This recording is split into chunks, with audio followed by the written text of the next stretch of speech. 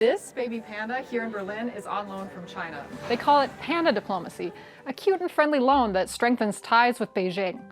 But China's loaning out more than just pandas these days, and it's pulling parts of the EU deeper into its orbit. I'll get back to the pandas, but first I want to talk about something equally fun. Foreign currency sovereign borrowing. That's a fancy way of saying a country's borrowing money in a different currency. Sounds boring? It isn't. This is how so many countries literally keep the lights on and the bills paid. Countries borrow in foreign currencies all the time. Usually it's dollars, which they use on international markets to pay for loads of important things priced in USD, like grain shipments and energy imports. One way they borrow is through government bonds. That's when a government borrows cash and promises to pay it back with interest. But here's the twist. More and more firms and governments are borrowing from investors in China instead. And they're doing that by issuing bonds in China's currency, the renminbi, also known as the yuan. These bonds are called panda bonds. Sounds cute, but it's a serious tool of financial influence. This Berlin panda actually has a lot in common with panda bonds.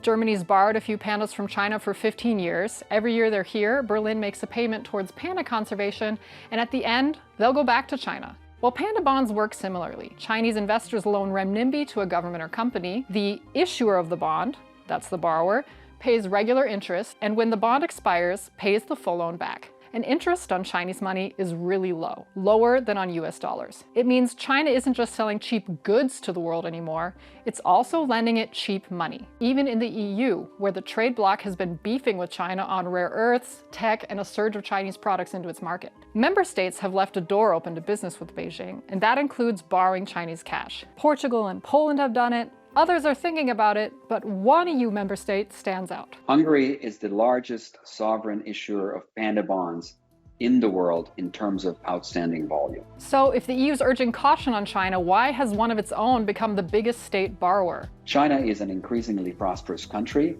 with a lot of very rich people and a lot of very successful companies. And so there's a lot of money in the Chinese market. So it's cheap, plentiful, and as trade grows with China, having renminbi on hand is just good business. And that makes sense for Hungary.